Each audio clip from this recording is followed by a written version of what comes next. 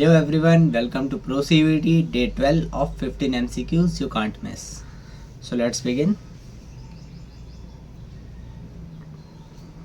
तो ये हमें एक पैसेज दे रखा है एंड इस पैसेज को पढ़ के आगे क्वेश्चन का आंसर करना होगा।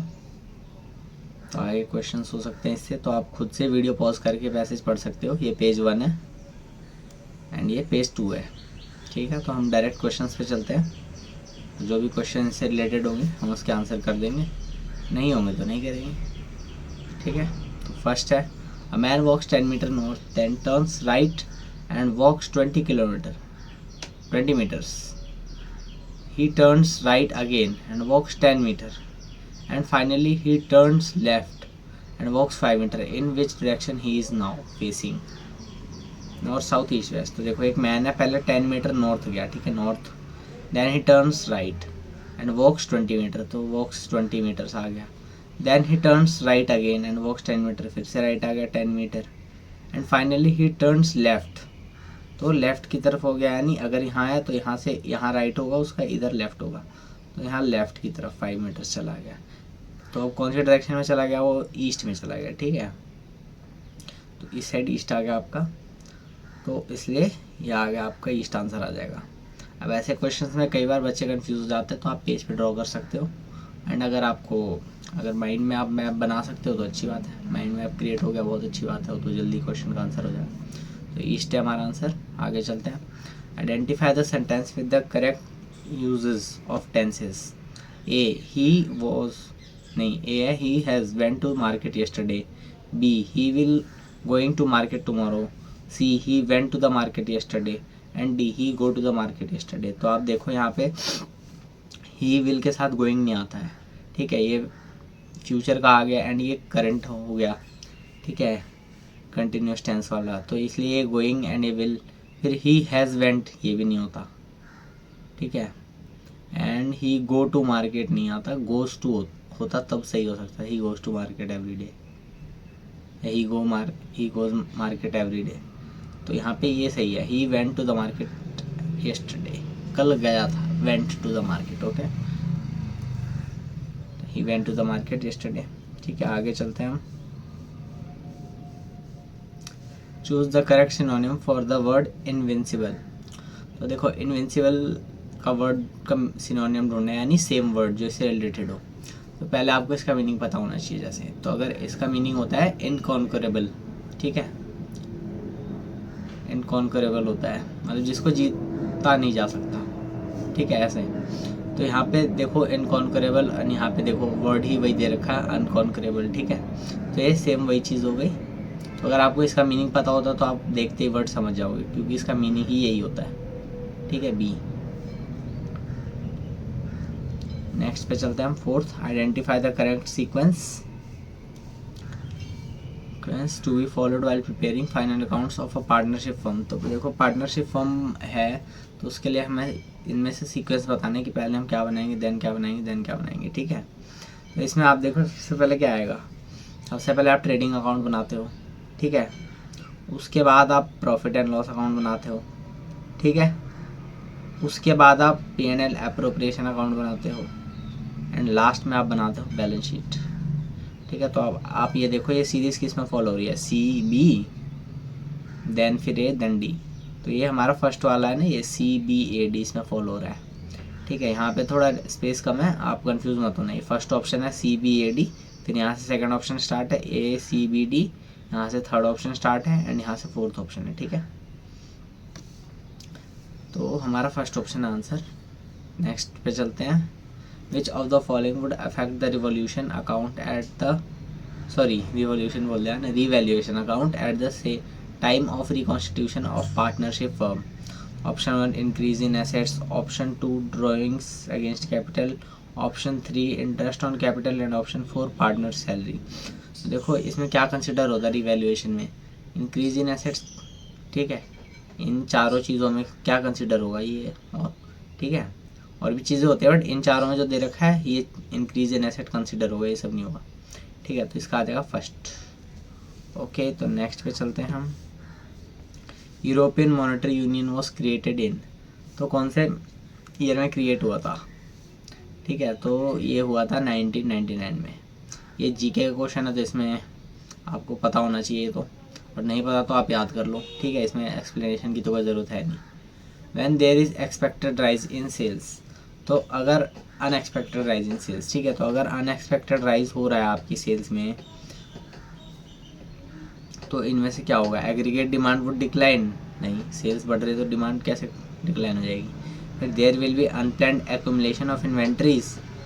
अनप्लैन्ड एक्यूमुलेशन क्यों होगा भाई इन्वेंट्रीज का? अगर अनएक्सपेक्टेड राइज हो गया सेल्स में, तो उससे तो आपको और वो होगा, डी एक्यूमुलेशन होगा, इन्वेंट्रीज और कम हो जाएगी, एक्यूमुलेट कैसे हो जाएगा? ठीक है, एंड उसके बाद आता है आपका third, there will be unplanned de accumulation of inventories, तो ये सही है।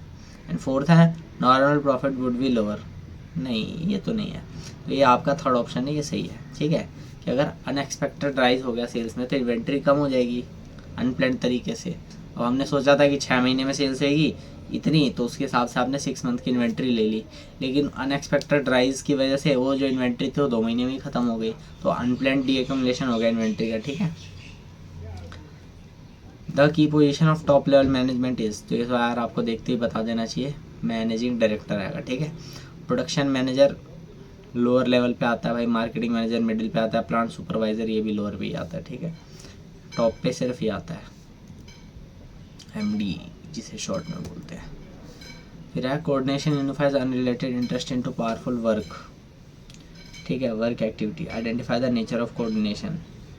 ठीक है, तो अब बताओ इसमें से, coordination is an all pervasive function, coordination is a continuous process, sorry, coordination ensures unity of action, and fourth है कोऑर्डिनेशन इंटीग्रेट्स ग्रुप एफर्ट्स।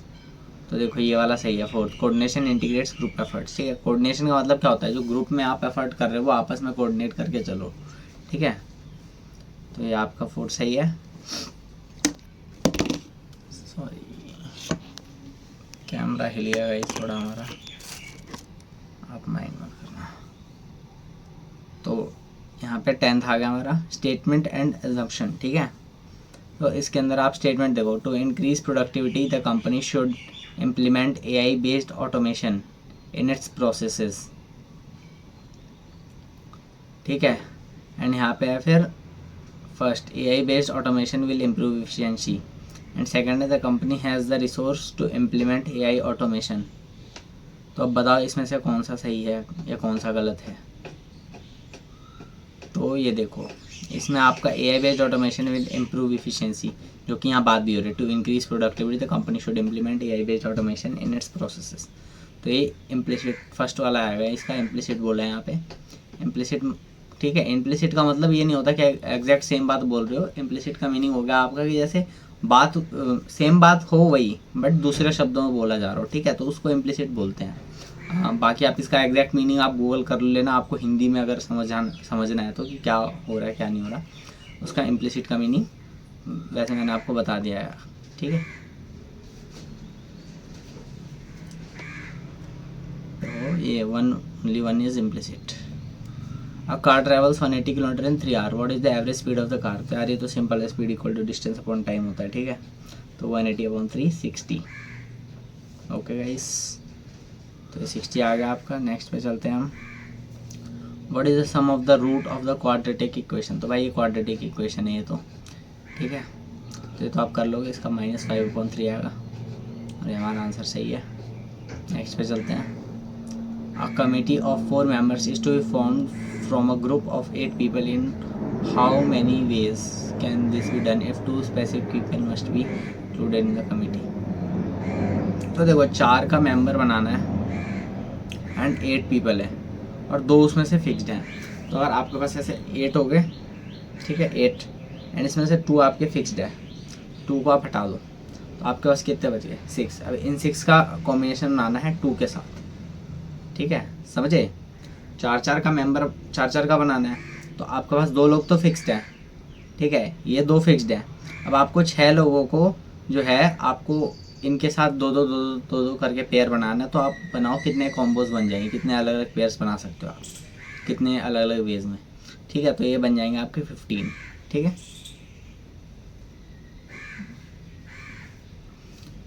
फिर 14, which historical event is considered the first major step toward the formation of the Indian constitution. तो Indian constitution का first step कहाँ था? देखो ये था government of India act में। इस टाइम पे गवर्नमेंट ऑफ इंडिया एक्ट जब आया था 1935 में, और जो हमारी गवर्नमेंट थी वो यूनिटरी से फेडरल की तरफ बढ़ी थी, ठीक है। तो इस एक्ट की वजह से हुआ था, तो याद आएगा ए, गवर्नमेंट ऑफ इंडिया एक्ट 1935, ठीक है। नेक्स्ट पे चलता है, which of the following elements has the highest electronegativity. ठीक है, तो ये थोड़ा साइंस का क्वेश्चन है, आई नो, बट टेंशन मत लो, ये जीके में आता है, ये बेसिक क्वेश्चन आपको पता होना चाहिए, ठीक है। तो ये आएगा आपका फ्लोरीन, ठीक है। तो थैंक यू एवरीवन, आज के लिए इतना ही, फिर मिलेंगे हम अगली वीडियो में।